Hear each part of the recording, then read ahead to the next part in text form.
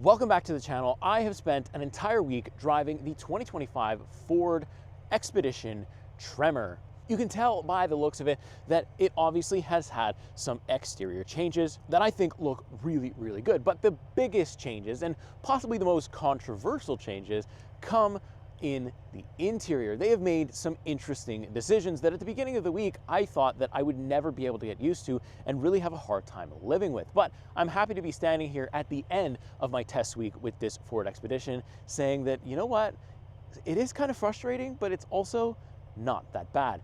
Let me show you why. All right, so first let's address the elephant in the room, the changes that I mentioned on the interior. We'll do the exterior in just a little bit, but let's start off with the front seat. So you can see with these Ford noises that, it's kind of standard over here, all good, pretty good mix of material. B&O audio sound system, very good. I like this orange line. I also like this Tremor badge right here with the trim here, looks really, really good. And then we get to it, right? We're gonna get to it. The elephant in the room. Let's go wide for this and see. Check this out. So I'm gonna start the vehicle because it was off, so I can actually move this back to a position where you can see it. But here it is. Here I bring to you the Squircle. It's not a circle, it's also not a square, and it is the first thing that stood out to me when I stepped foot in this vehicle, and I went, oh my goodness, this is gonna take me a minute. And it did. It took me a minute, but I don't mind it. I still don't understand the decision making behind this steering wheel, because they could have very easily made it circular and still done this little doohickey here. But okay, here we are. We got it. We're right here with it. I don't dislike it. Here's why. Because I find something kind of cool. I like holding the steering wheel here and here. I don't mind it. I actually quite like it. I think you guys are gonna toast me for that. But you know what? I can't say I hate it. It flows nicely in the hands. It kind of feels ergonomical. It's kind of like the Tesla yoke thing. I don't think I like that very much. This is okay. We still have a complete steering wheel. It's not a complete shape. It's a complete steering wheel. The thing that does get frustrating is obviously the touchpad area. You can see, so for your volume controls, to adjust the pedals and stuff like that, is all here, and it's kind of annoying to have to deal with a trackpad. I mean, most people use a mouse or a wireless mouse on a PC because they hate the trackpad on their laptop, but still it is usable. And I guess Ford's thinking is, look, people don't like the physical buttons or the fake haptic buttons. Let's go all the way and remove it all. And that's exactly what they did. So same thing for the blue cruise controls. It's all right here. You can see there's a little monitoring system for that. And so, they've kind of went really simplistic almost to a fault, right? It's super interesting. At least the door window controls and all that stuff is still right here. Drive mode selector is right down here with a button to lock the rear axle. And I think it's a 2-speed transfer case as well. So you also have drive modes, tow and haul, eco, sport, slippery. You also have a rock crawl and an off-road. So you got a bunch of stuff going on here that is very Ford-like, right? It's still got the Ford personality. Of course, I have your trunk buttons right here. The ambient lighting is quite nice as well, which you can control. So let's talk about the gauge cluster. So it is quite far away. This is about where my head is, right where I'm holding the camera right now.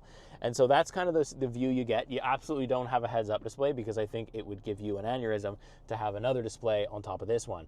I honestly can't imagine driving the Lincoln right now because this was a lot, right? So it's quite a bit of information, but Ford have tried to make it simple. So this is kind of the only thing you'll get in the middle here, and then you'll have a little widget here which we can customize. I'll show you that in a second. And then it's got Android Automotive built in, so that's the Google Maps right there.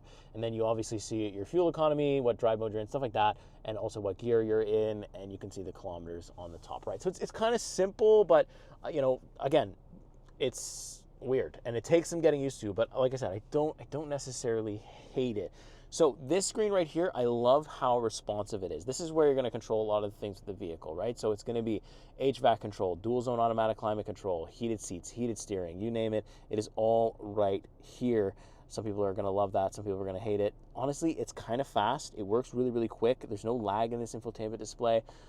Again, driver memory, turn assist, trail turn assist, lighting is all through here. So even the exterior lights is through here. You can have the zone lighting too. That is also through your infotainment display. But here's where you can choose what's kind of in the center. So you can have fuel economy, you can have your gauges, different things like that. You can kind of go through them here, and it all works pretty quickly. And then you have a bunch of different apps. You got Chrome, you have Waze, You have games, because you never know if you're stuck somewhere camping with the kids and you need some games. It's going to come in handy, I think, at some point for me. YouTube Music, Spotify, YouTube General. You got towing, Alexa, YouTube, or Google News, whatever you want, and it obviously receives over-the-air software updates. Very, very good. So, like, I don't dislike it too much. I think it's okay. I think it's fast and responsive, and it hasn't failed on me. And those are very important things if you're going to go this way. We do have kind of the dial gear selector here. I don't love it. Would have preferred something like a shift column or something like that, but it's okay. Again, it works. You have kind of a gear selector here. No paddle shifters at all. You do have a 360-degree camera, which is quite good. You can go through the different views, and you can even see the tow hitch and stuff like that. So that's very convenient. I'm glad that's there. And you also have an array of buttons, or sort of buttons, down here. Traction control stuff, hill climb stuff. So not too bad. We also have a wireless charging pad, USB-C and USB-C-A. You also have Pro Trailer Assist, so you can use this when you're backing up a trailer. Also, cup holders right here. The thing that a lot of people complain about as well is that this doesn't actually stay up. It's just kind of stays there, and then you push it and gravity kind of takes over. But there is a decent amount of storage in here as well as 2 more USB-C ports, and this thing can even slide. So you can put those cup holders back there, unless you have somebody in the middle seat. In that case, bye-bye to their knees. You have all this space down here as well, which is always very nice. And I like the way that that slides forward. Hopefully that never breaks. Passenger side gets some of the same stuff, the Tremor badge and stuff like that. You have the big shelf there with the B&O subwoofer or a sound bar right there. Looks really good. Would not recommend storing anything here, obviously, because it will become a projectile if you should rear end somebody, or if you should find yourself in some type of collision. It's coming right in your mouth. So you don't want to do that. Also, nice sunroof, very, very nice. But let's check out the back, because there is a little bit to go over there. It's not as surprising as the front, trust me. So the surprises are done, but still very nice, right? B&O sound system right here. You got your own climate control, heated seats for behind the driver and behind the passenger, so hard to complain about that there as well. Press this button right here, it moves this seat right out of the way. You can see the passenger will have a decent amount of leg room. I do fit back here. You do have also a nice little hand grab, and you can control how much the seats recline back here. Very, very nice. All of these seats, so 1, 2, and 3, are all kind of individually adjustable, so I can move this one back without moving the entire row back. Very, very important. So yeah, I fit perfectly back here, and I think it's a great place to spend time. So overall, I feel like the changes are interesting, and it makes Ford stand out, because if that's the goal, then this absolutely is the case. I think a lot of you will think that they failed with this interior. I don't necessarily consider it a failure, because you kind of have to take a chance in this market, and I think that's what Ford have done. I don't hate it. I don't love it either, but first impressions are definitely not everything here. When I first stepped in, I was like, this is going to be brutal. It's actually not as bad as I thought. So I recommend rent it, or if you're going on a long road trip, this might be the vehicle to do it in, and you'll see what I mean. The Squircle isn't half bad. So under the hood of this Expedition Tremor, you have a high output 3.5 liter EcoBoost V6 engine producing 440 horsepower and 510 pound-feet of torque. So needless to say, this big SUV is not lacking any power. Now, in terms of the off-road special bits that you get from the Tremor, it features a 10.6-inch ground clearance. Usually it will come on 18-inch wheels with a 33-inch general grabber all-terrain tire. In my case, it was simple winter tires. It also features a bespoke suspension, skid plates to protect the underbody, a trail turn assist, trail 1-pedal drive, and a standard intelligent 4-wheel drive system with a rear e-locker. So needless to say that no matter what situation or weather condition you find yourself in, the Tremor, it's probably going to be able to handle it with not much complaint. All right, so next up is the exterior for the Ford Expedition Tremor. It does look different from the outgoing generation. I think it actually looks a lot better here. The Tremor package obviously gives us a suspension lift as well as some skid plates on the bottom, which look very nice. You also get these orange or gold accents around. You can see we have the tow hooks right here. Really nice daytime running LEDs as well.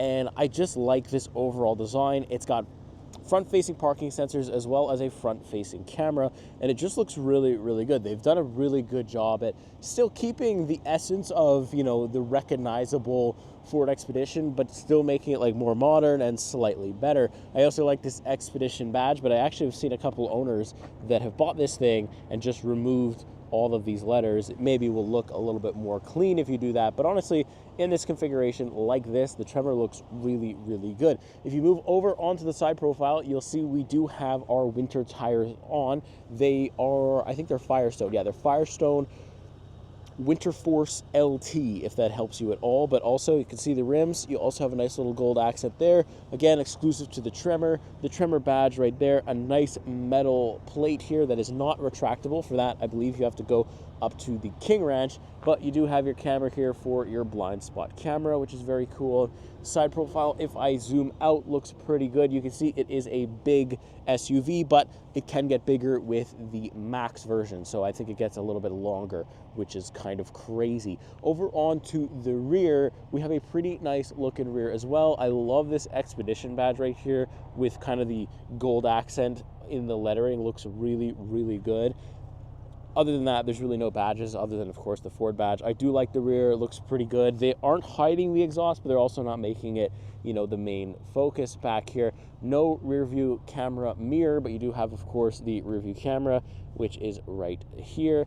And you also have a wiper that is nice and tucked up. But let's check out the trunk space, because that is also pretty good. So I have my shelf installed here. So this comes with the, I believe it comes with most of the Expeditions, but you can install this shelf however you want it. It also comes out very easy. You can see there's little hooks here that actually enable it to stay, and it is a split tailgate setup. So plenty of room. You could have a seat right here, no problem. It's easy to access. The third row is powered. The second row is not, but you can activate it from here. You can just like fold it down by itself.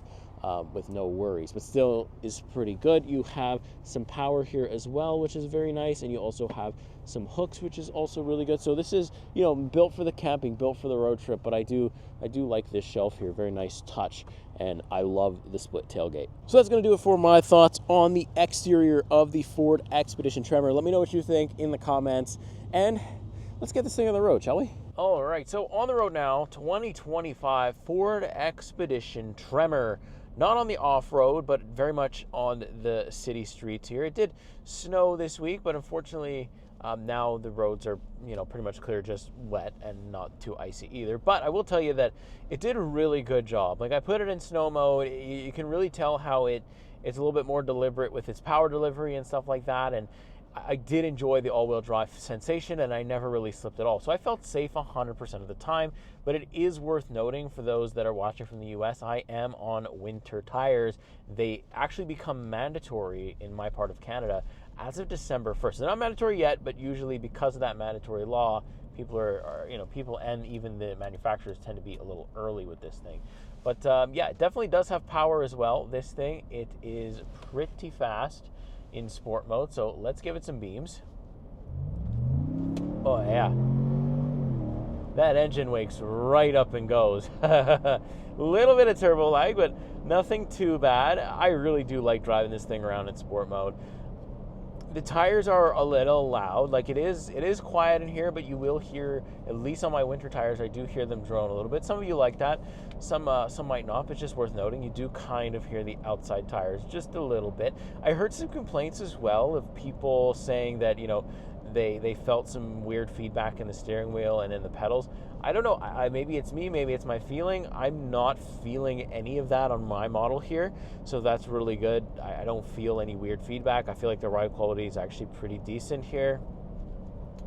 You know, it does kind of drive like a truck at times, which does make sense. This is a body on frame configuration here, so obviously, you know, the truckness is sort of there with the bouncing and stuff like that. You does kind of ride like a pickup a little bit at times, but you know, for the most part, I think you could do road trips in here and be really comfortable. It of course has Blue Cruise enabled, so when you're driving on the highway, you can kind of go hands-free and it'll kind of take over for you and watch your eyes and stuff like that. So it does have like the road trip systems built in, which is always really good.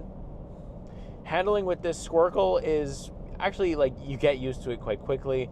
I like to sometimes, you know, hold it like in a weird way. It's kind of interesting, like hold it like this kind of, and then when I'm about to turn left or right to kind of, you know, do it quickly. It's kind of fun. I'll show you that when we get up to the top of the hill here, but yeah, it's actually not that bad. It does have power assisted steering, so maybe that's why it, although the shape is a little weird, it does still feel normal. Like, when you're doing a 3-point turn, I'm turning about the same. Maybe I feel like I'm turning quicker because there's less circumference to go around, I guess. So like I'm able to grab parts of the steering wheel a lot faster, and maybe that is the purpose of the Squircle. I don't know. And by the way, Ford doesn't call it a Squircle. It's just me thinking of a weird name for it so that I don't have to keep calling it the weird steering wheel or something like that.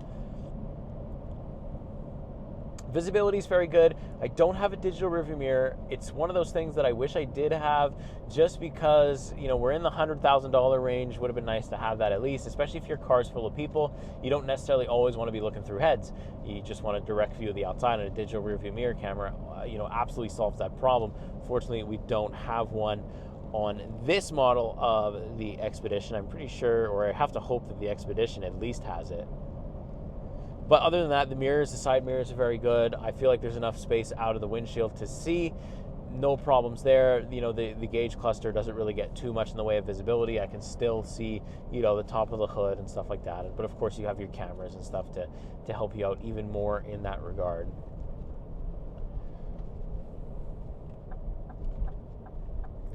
So I do like these little blind spot cameras, but I will say when the roads are dirty and full of snow, a lot of gunk gets kicked up right on that camera, and it effectively renders it useless. So I really recommend still checking blind spots if you drive one of these things. So this is one of these turns I was talking about, so I can kind of grab it like kind of awkwardly. It's kind of fun to drive it like that, but yeah, it's definitely weird, and I definitely always notice it. It hasn't become a thing where I'm driving along with the steering wheel and I don't know that it's awkward. I don't know that it's weird, but I also don't hate it. It's kind of a strange feeling, and it's only a feeling you'll get after spending a decent amount of time with it. I think first impression, you're going to be like, oh, that's, I don't know how I would be able to live with that. And honestly, that was my first impression. I did not know how I was going to be able to live with that. So yeah, it's just you have to spend time with it. That's my biggest and best advice I can give you for this one. So overall, driving wise, it's kind of seamless once you get used to the steering wheel. I say that a lot. You gotta get used to it. If you like what this vehicle can do, then you kind of have to compromise, and your compromise is getting used to the Squircle. And I think the sound system's great in here. Handling is decent. You got so much space. It's so capable. I mean, you can take it off road. I could just go and spin some tires in the mud if I want to, but for me, at least in this climate here where there's snow on and off, icy roads on and off, freezing rain, stuff like that, I really like having a big vehicle like this. It gives me a lot of confidence, especially if they're equipped with some good winter tires. This thing is basically unbeatable in the winter. And for me, so if you're Canadian, or if you're part of the US and you live somewhere where there's changing climates, or even if you get a little bit of snow once in a while, equip yourself with winter tires, and this thing is an absolute machine. Blue Cruise for the road trips, pretty decent handling, decent technology if you can deal with all this. I really want to know what you guys think. What do you think about this layout while I'm driving? I really want to know what your thoughts are. If you have any questions, let me know. Let's head over to the outro. So to wrap everything up, the Ford Expedition Tremor is a really big, off-road capable, family-size SUV that can kind of handle it all. I mean, like you can see, or sort of see here, I've been able to drive it in the winter. I've been able to drive it on road mostly, but honestly, the winter storm that hit us here in Quebec was kind of like taking this thing off-road, and it just handled everything really, really well. Those changes on the inside are really different, and something that kind of makes Ford stand out for some of the right reasons, and I'll agree that some of the wrong reasons are there too. I've, however, gotten used to the Squircle. I've gotten used to the steering wheel and the touch buttons, and everything's worked pretty well, but at the same time, I understand a lot of people just not jiving with that at all. And this is why I tell everybody that you have to go and spend some time in this vehicle, because first impressions mean a lot, but they aren't necessarily everything. Like you see, I stepped in the vehicle beginning of the week, really wasn't feeling it, honestly wasn't having it from this Tremor, but after spending an entire week with it, I got used to it. I came to kind of understand it and, just kind of get into the motion and enjoy it. And if I was to be stuck with it, I wouldn't be that upset about it. So let me know what you think. What do you think about the exterior changes? I really want to know your thoughts on the interior changes. I think a lot of you won't like the infotainment display. And you know what? I get it. But of course, I want to know your thoughts. If I have missed anything here in this video, please let me know in the comments. If you have any questions at all, I'd love to get back to you in the comments. That being said, make sure you like, subscribe. I'll see you in the next week. See you in the next car. Take care.